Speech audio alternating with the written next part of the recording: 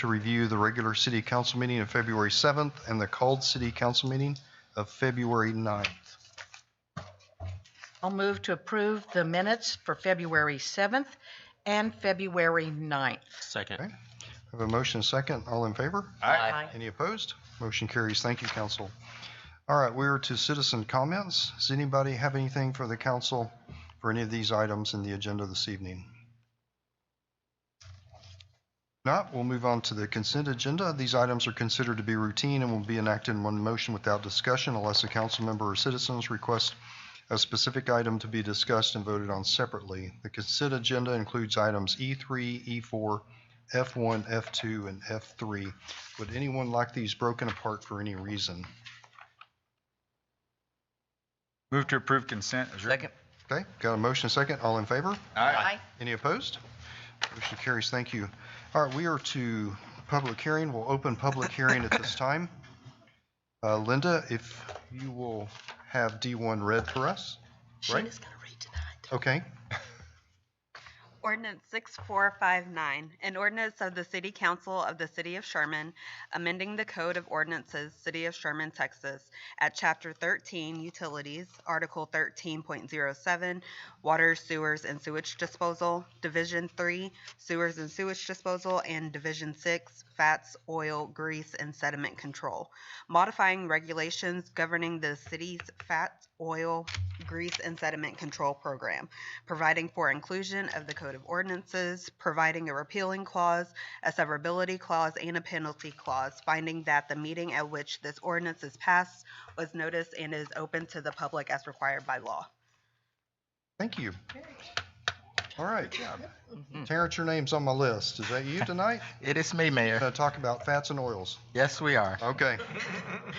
So our wastewater treatment department is recommending a amendment to this ordinance that was adopted in 2008.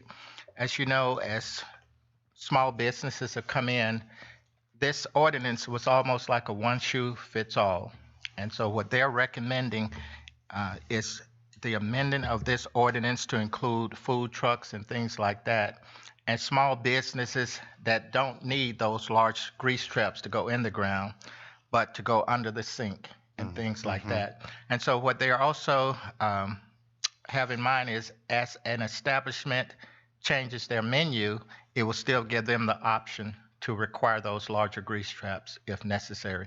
And we believe that this amendment will help especially those small businesses that are looking to locate in downtown Sherman without having to have the cumbersome priced grease traps. Okay. Is there anyone here to speak on this item this evening? If not, we'll close public hearing and consider the adoption of the ordinance. Council, any comments, discussion on this item? One question for you. In the past, were the smaller users that could get away with an under the sink grease trap, were they allowed to come in and ask for an exception? Okay. So this is just kind of removing some of the red tape where they can do it by ordinance. I appreciate that. Could I ask, I like this whole idea of helping those small businesses, but how do we know if they change something on the menu to where they need the larger grease trap? Would that?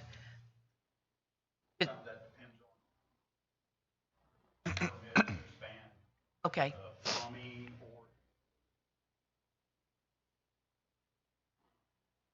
Okay, thank you very much. Got a question. The capacity of the grease trap, what would be the minimal of it?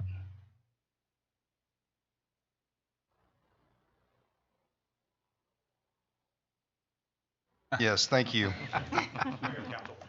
Part of the ordinance establishes requirements for a mechanical device where if you have a small business with a limited space and the number of fixtures, that device doesn't exceed the design, but a smaller device in the kitchen or outside the kitchen.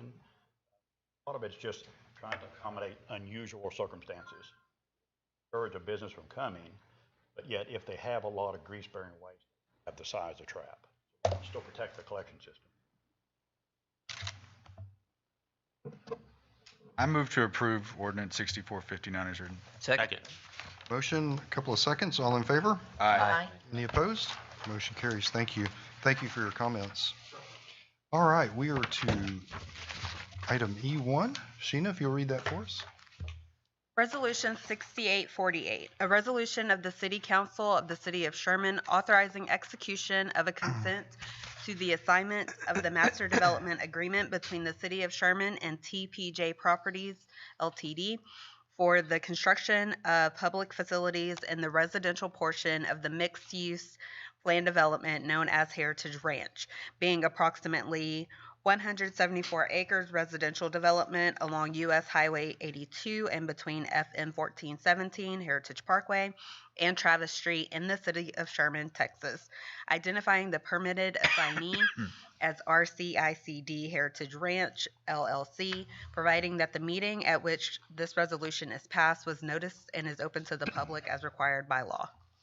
Thank you, Sheena. Robbie? Yes, back in the summer of this past year, the council approved a master development agreement with TPJ, which is, of course, is the developer developing the eastern portion of this planned development, the residential portion.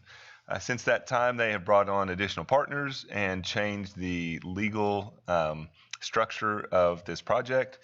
And so the master development agreement requires that the developer have city council approval to assign this contract to anyone else. So this is really just kind of an administrative function. The plan hasn't changed, the timing hasn't changed. It's just that the ownership structure and developers have changed, and they are here asking for our support in assigning this agreement to this new company. Ryan Johnson's here to answer any questions if you guys get that. Did I get that right, Ryan? Okay. So yeah, this is just administrative and would require council action and approval for this assignment to happen. I administratively move to approve. Okay. I'll second it. We got a motion and a second. All in favor? Aye. Any opposed? Motion carries. Thank you. Linda, I abstained from that vote. And one abstention. Thank you, Sean. All right. Sheena, if you'll read E2 for us, please. Resolution 6849, a resolution of the City Council of the City of Sherman authorizing execution of a professional service agreement with Cobb, Finley, and Associates Incorporated for the South Friendship Road and Pleasant Home Road alignment studies, finding that the meeting at which this resolution is passed was noticed and is open to the public as required by law. Thank you, Sheena. Wayne? Evening, Mayor, Council. Like we have engaged engineering firms in the past to set alignments for Friendship Road to the north between 82 and 56, Lamberth Road out to 289. We're proposing to do the same for continuation of Friendship Road from 56 to Obie Groner, as well as Pleasant Home, from Riddles to the intersection of Park and 1417. We've had a lot of interest in development out here, so we needed to kind of establish these and figure out where the right-of-way needs to ultimately be, so that we can get those, dedicated by plat as this area does begin to develop. It's about 2 miles, a little over 2 miles of South Friendship, over 1.5 miles Pleasant Home. Cost is about $574,000. Anticipate this work to be done before the end of the year. Okay. Council, questions?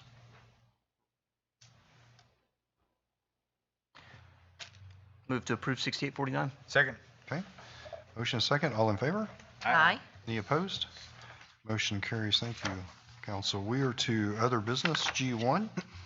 Appoint Director of Finance Mary Lawrence to the Sherman Hospital Board. Robbie? Yes, Mayor, Council, this is an appointment that needs to happen for the project to move forward. They're getting close to the goal line, so to speak. I would say in that vernacular, we're maybe on the 5-yard line. So they are now in need of establishing the board of directors for what will be the first board of directors for the hospital project. Their recommendation, among other things, was that there be at least one city representative on this board. And as we have discussed, we believe Mary Lawrence would be a great. She's trying to duck down back there like she's. She drew the short straw. That's not a short joke, by the way. Believe she will represent the city well. She's got a great background in finance and accounting and knows the right questions to ask. Also, obviously, has the best interest of the city at heart. So we would propose that you appoint her to be board member for this first round. This isn't a forever appointment. That appointment can be changed at any time, but I think it's important to have city representation for the first, few years until hospital gets up and running. Okay. Council, questions, comments, motion? I move to appoint Mary Lawrence to the Sherman Hospital Board. See, everybody wants you, Second. Mary. Second that. Okay, got a motion, a second. All in favor? Aye. Any opposed? Motion carries. Congratulations, Mary. All right, G2, determination of Hickory Hill Plan Development for less than 200 acres. Rob? Yeah, Mayor, Council, this is a little bit of a new one for y'all. Our plan development ordinance was adopted back in March of 2019. We haven't had a request like this, but in our language, our PD ordinance language, it states anything under 200 acres for a plan development needs to be approved by council first before the application takes place. And so we have had a developer reach out to us that's wanting to develop at the corner of Lambeth and Friendship, or a future Friendship extension. And they are requesting to apply for the plan development district, with it being only 154 acres. They've submitted a potential conceptual plan, and they have met with us numerous times, met with city managers, and I believe they're here and would be happy to answer any questions that you all. Yeah, let me add a little bit of color to that as well. So this is the existing Lambeth Road here that, of course, heads west. This is Carriage Estates, heads back north 90 degrees here. So this is the proposed new alignment of Lambeth as it would trail off to the west. This is the proposed alignment roughly of Friendship Road as it would be extended from Washington Street north to ultimately to Highway 82. So this development, the reason we feel comfortable bringing it to you is, if you'll remember when we first instigated the plan development ordinance, we wanted this ordinance to represent a type of development that was more than just kind of single family houses, plain Jane, whatever. It needed to have additional elements, either in quality, in amenities, in size, in mix of use, and et cetera. So we feel like that this project, at least this first pass at it, incorporates those ideas into what would be submitted for approval. Sidebar is all this action tonight does is allow them to take the next step. It's not approving the plan development. It's not giving them authority to do anything other than to start the process, which next process will be an application that gets reviewed by our consulting firm, which is it half? Okay, Half Associates, which has reviewed our other plan developments and done a good job for us. So this would allow them to take those next steps. So this would be a proposed mixed use of single family housing, higher density single family housing here on the west side, some commercial at the hard corners of two major intersections here, elements, and then some more commercial down here. Elements that would incorporate the flood control structure. I always get 9A and 8A mixed up, but 8A, okay, Tom knows. Probably knows how many gallons are in it right now too. So, so as you'll recall, we've done other projects. The two other major flood control structure sites, we have parks in development around Dean Gilbert Lake, which is Pecan Grove West, and Baker Lake, which is Baker Park.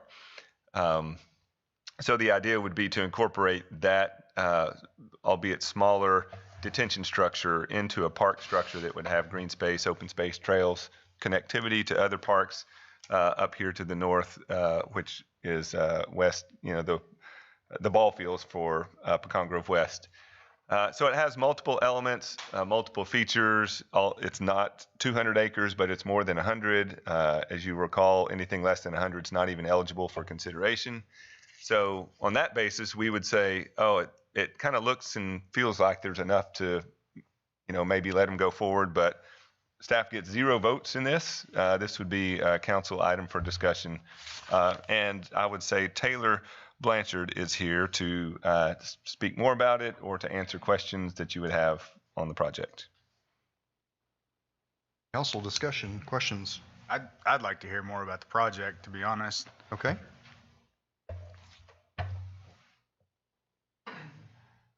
Thank you, Council, for your consideration. Hickory Hill, as you all can see, sits at the corner of 2 major thoroughfares, minor arterials. When we were originally looking at this, it's in the ETJ currently with no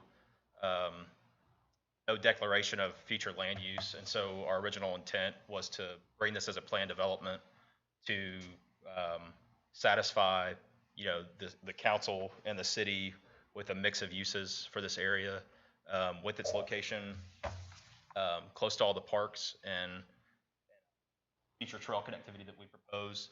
We thought it would be best to provide a mix of single-family patio home and R1 zoning and more density to connect to those trails and parks, and get the city, the minor arterial roadways constructed through our development.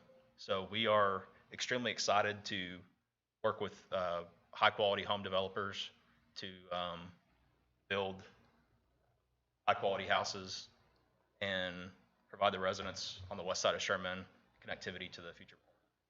I have a question for you. So I know that, some of the benefits of the planned development, it looks like the way you have it currently in this schematic has everything kind of separated into different sections of land.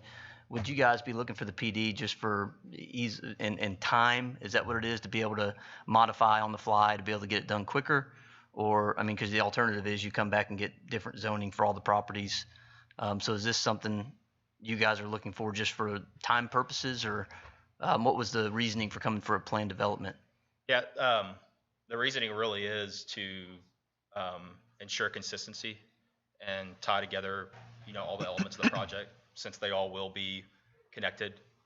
So we saw this as a great opportunity for us in the city to partner and work through exactly what each party would like to see, and not segment, one quadrant, break it out. So we really just wanted to do it to tie it all together. Cohesive. Yeah, I got you. And that's good for the city, because then we have a little bit more input on, what that final product looks like. But this is this looks a lot simpler than how it's all going to, move forward. But we have a lot of Lambert, as y'all are aware, the right-of-way's already been purchased. But we have Friendship Road to coordinate the right-of-way and construction of. And it's my understanding that the city of Sherman currently maintains the spillway for the lake. And so as soon as we saw the opportunity to amenitize that and provide a public park facility, we thought it'd be a benefit to the city and to the residents. And the commercial properties are proposed to make use of you all's minor arterial sections. That area deserves some commercial space, and the public park commercial, we thought it might be a creative way to public dog boarding facility or something where it serves as a high use to the residents. What would be the negative, or why wouldn't we want this to go through the planned development process? Is it simply because of its size? Is there any negative, downfall to doing this? I don't think so. If it was all kind of one use, kind of like what Councilman Tiemann said, if it was all one use, it would make more sense to just go through straight zoning. But as it has the diversity, it'll make it easier on the developer to create what they want.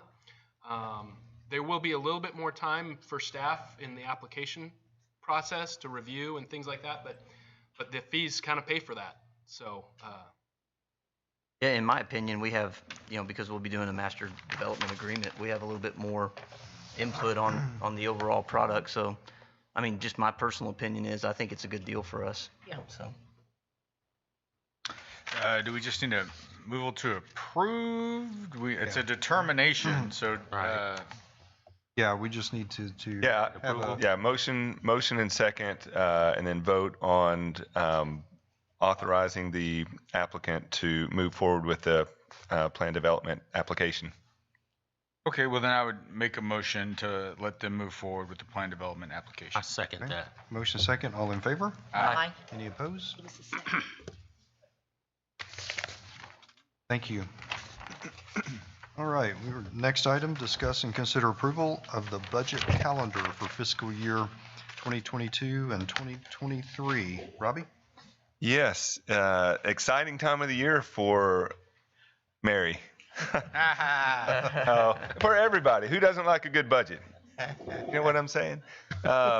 So the three key meetings that you guys need to know about are the ones on the top here. So the ones on the bottom are the standard already set meetings that will be setting tax rates and public hearings on the actual budget itself. But what we need you to mark your calendars for, or check your calendars for, are your availability on April 22nd, which I believe is a Friday. Calendar back out here. I am not available on April the 22nd. Okay. Are you available any other time that week? Earlier than the 20th, I'm available, I believe. Okay, so the 18th is a regularly scheduled 18th, council 19th, meeting. I'm available. What about you guys? Yeah. Somewhere in that week or the week after is really what we need to be looking towards. So I'm hearing an 18th and 19th. Pam is available. Henry said he's available either of those days. What do those days look like for Darren and Okay for me. I can make it work. John? Okay. That's fine. So I'd prefer not to have it on the 18th since that's a council meeting day. So it looks like we're down to the 19th. Okay. So that is 19. And that'll be a long lunch meeting like we've done in the past, probably 11 to 1 or something like that. Okay. Capital improvement work session, May 26th, which is a Thursday. Now, that weekend is Memorial Weekend. So I don't know if any of you have plans on the 27th, which is Friday, but that's why we didn't have that on a Friday, to allow that you might have other obligations there. So how does Thursday the 26th look for anyone? That again will probably be a 2 to 3 hour meeting. Good to me. 26th. That's a Thursday. Okay. And then June 16th and 17th, which is the culmination of all of our efforts here, a Thursday and a Friday. That would be a good chunk of, that'd be all of one day or a really good chunk of 2 days. Everybody good with 16th and 17th of June? Okay. It's good for me. Father's Day is 19th. Okay. That's a great way to start the weekend, right? The budget. Okay. Right. Okay. So we've got April 19th for the budget planning meeting, and then the other two meetings as presented there is what I would like a motion and second and vote on, if you guys are okay with that. Okay. Somebody want to make a motion to that effect? I'll make a motion that we have budget calendar meetings on April the 19th, May the 26th, and June the 16th and 17th. Second that motion. Okay, got a motion and a second. All in favor? Aye. Any opposed? Motion carries. Thank you, council. Right, we're to H1, appoint remove or consider qualifications to board and commission. This is for the library board. Yes, and we have So two. Melissa is here tonight.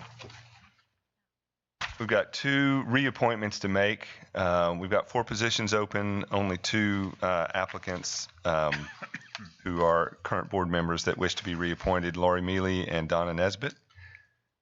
I'll make a motion to reappoint Lori Mealy and Donna Nesbitt to the library board, and also to reach out to the public and say, please apply. We could use some more, there's a lot of school librarians out there. Surely they could show an interest in our public library. Second. Okay. Yeah. Got a motion and a second. All in favor? Aye. Any opposed? Motion carries. Thank you. Maybe we put Mary on there. Yeah. Well, look all you city employees we have in here. We could spread the love around a little Yeah, bit. seriously. All right, we are to, Listen, so don't do that to her. I know the Chief chief's didn't into look too reading. thrilled with that. He likes to read. Chief likes to read. he does like I think to he would read. love to be on that board. All right, so we are to council comments. Councilman Holland, I'm going to begin with you this evening. Nothing at this point. Okay. And I have nothing. Thank you. No comment. None from me. I just want to say congratulations to Tashina. Did a great job. Yes, Yeah, good job. fantastic job. Yeah. Yes. Good job. Thank you. All right, just a few announcements this evening. Sherman will hold a job fair this Saturday, February 26th, in the Municipal Ballroom from 10 a.m. till 2 p.m. If you or someone you know is looking for work, come check out what the city of Sherman has to offer. Next item, come to Coffee with the Mayor on March 4th at the Salvation Army of Grayson County, Salvation Army of Grayson County, to see our latest drone update on city projects. We'll get started at the usual 8 a.m. And finally, tonight, be sure and mark your calendars for Sherman's annual St. Patrick's Day Parade on March 12th in beautiful, historic downtown Sherman. Make plans to bring the family out at 11 a.m. for all sorts of Irish fun and specials from our great downtown businesses. Hey, Mayor, I was informed by Terrence, who was informed by Leah, that the job fair is here, not at the ballroom? Oh, it's in the council chambers. It's in the hallway. Oh, it's in the hallway. Okay. We'll have tables with Excellent. different departments. So it'll be in lined City up. Hall. So scratch that. It'll be in City Hall, everyone. So come here. All right. The City Council will now hold a closed executive session pursuant to the Texas Open Meetings Act, Section 551.074, to deliberate an appointment to the Planning and Zoning Commission and to discuss the duties of the city manager, as Section 551.087, to discuss Project Boston and the Sherman Hospital project. So at 5:29, we'll dismiss into executive session. Thank you.